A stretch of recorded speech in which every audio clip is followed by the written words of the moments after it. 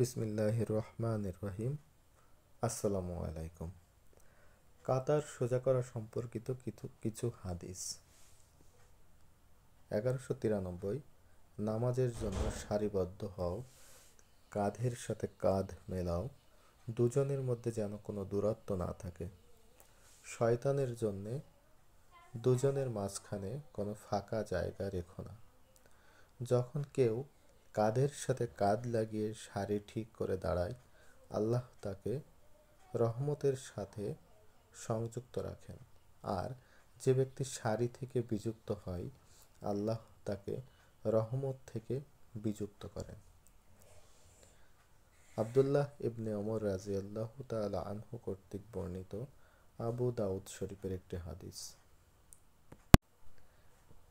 1194, নামাজের কাতার সোজা করে দাঁড়াবে, আগে পিছে আঁকাবাঁকা করে দাঁড়াবে না। কাতার আঁকাবাঁকা করে দাঁড়ালে তোমাদের অন্তরে বিভেদ ও বিভ্রান্তি বাড়বে।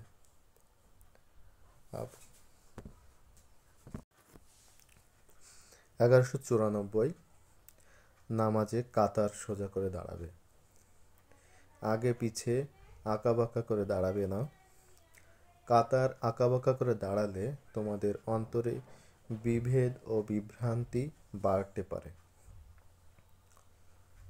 আবু মাসউদ রাদিয়াল্লাহু তাআলা আনহু কর্তৃক বর্ণিত মুসলিম নাসাই শরীফের হাদিস। 1195, কাতার সোজা ও সমান করা নামাজ কায়েমের জন্য, অর্থাৎ নামাজের পরিপূর্ণতার জন্য অপরিহার্য।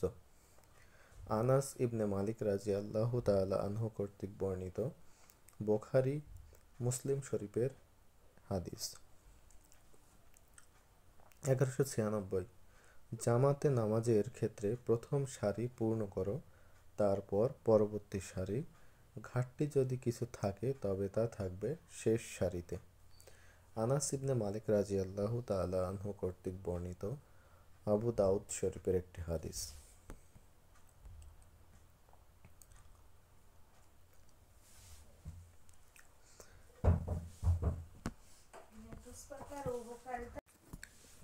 1197, নামাজের জন্যে মসজিদে আগে এলে সামনের কাতারে দাঁড়াও, যারা পরে আসবে পরের কাতারে দাঁড়াবে।